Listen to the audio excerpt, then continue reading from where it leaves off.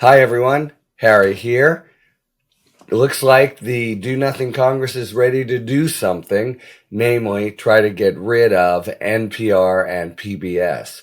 Marjorie Taylor Greene's committee, which is designed to operate in tandem with Doge and do their bidding from the congressional side, is having a hearing at which the chief executive officers of the two public broadcasting companies are to testify.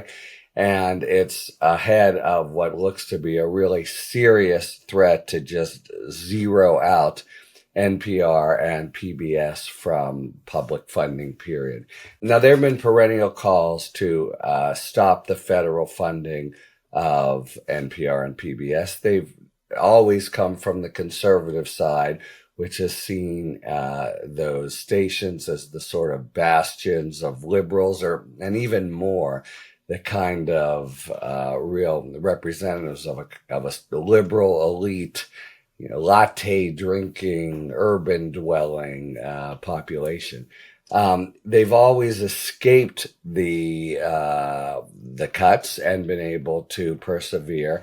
It's not at all clear. It looks very possible that the cutting of the federal lifeline would mean it was an existential threat for NPR and PBS. They couldn't survive without the federal funding, but they might be able to soldier on. That'll be the question if Green and colleagues pull the trigger. They're funded in a complicated way. You remember commercials at the end of PBS programs talking about the Corporation for Public Broadcasting. The federal government funds that every year with a pretty robust grant. I think it's in the $500 million range. And then from there, though, local stations are able as well to get a lot of their funding from government. And it really makes sense, notwithstanding the perceived liberal bias. Now, NPR and PBS would push back and say we're scrupulously fair, etc. I've been on NPR and PBS, and it's certainly true that they worry about that and want to, in fact, not come across in any way as partisan.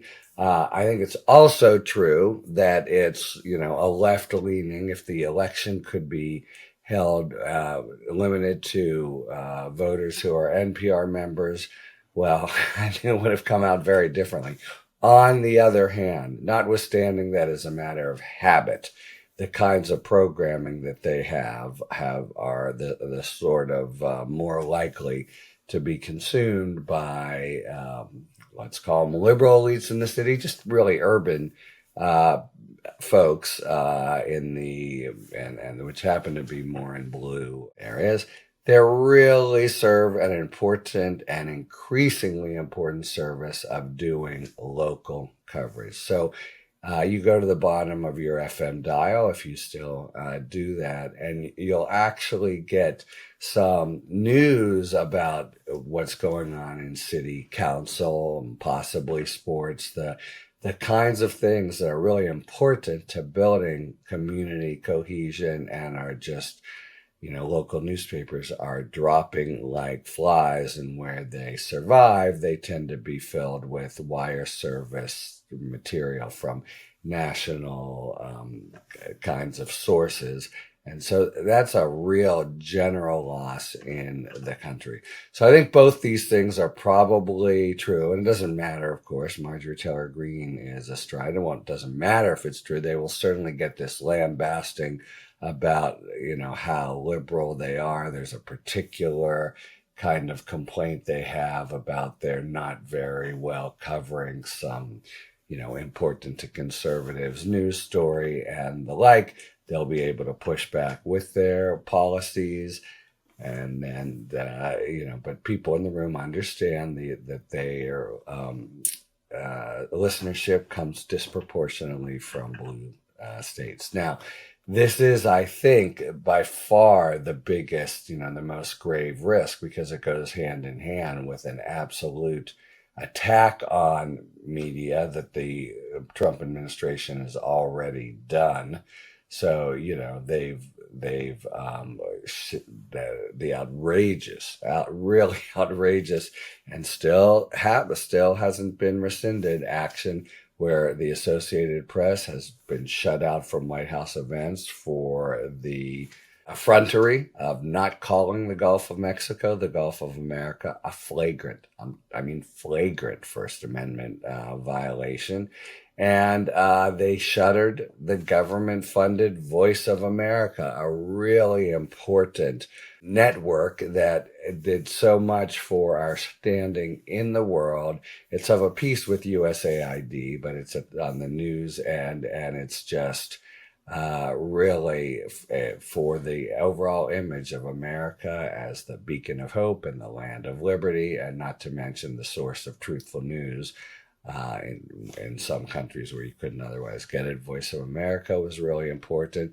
So if they were really willing to stab that in the heart and do the outrageous thing, which can't survive, I think, court challenge, but it takes a while, and then so they have to back down. Then they've still, made their point and boxed the Associated Press's ears for no reason at all, except wanting to stick with Gulf of Mexico.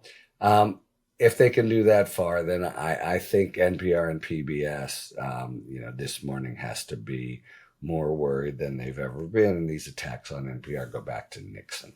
So that's what's basically on the line. Here's what you'll hear, though, from NPR and how they've salvaged in the past. Who could be against Sesame Street and Mr. Rogers? We all grew up with Sesame Street and Mr. Rogers. Why in God's name, you nasty Doge Republicans, would you want to cut Sesame Street and Mr. Rogers? And it does go to show that it's a network that whatever the Republicans think about an overall left-leaning bias, is valued to the country for local news, for mainstays that are not produced under the pressures of profit, and so therefore can, just do their own wholesome thing year in, year out. Sesame Street and Mr. Rogers. Are you really going to want to get rid of that for what is a very, very small amount of money in the overall scheme of things? So that's what we'll see today in the hearing and in votes probably in short order. Notice, by the way, Marjorie Taylor Greene is ready to say, we will X out NPR and PBS. Yet all these other things that the Trump administration is doing, getting rid of full agencies and the like, is being done by executive order. If they could do it for the NPR and PBS, they could do those other things too. But it's this sort of sinister political agreement that Trump takes the action and is the big aggressive president, and they keep their head down and acquiesce and don't take the political hit. On this, for whatever reason, looks like they're ready to take the political hit. Marjorie Taylor Greene probably eager to take the political hit and rail against NPR and PBS. And, she might just get away with it. Talk to you later. Thanks for tuning in. If you enjoyed this video and other Talking Feds content, please take a second to like and subscribe. Talk to you later.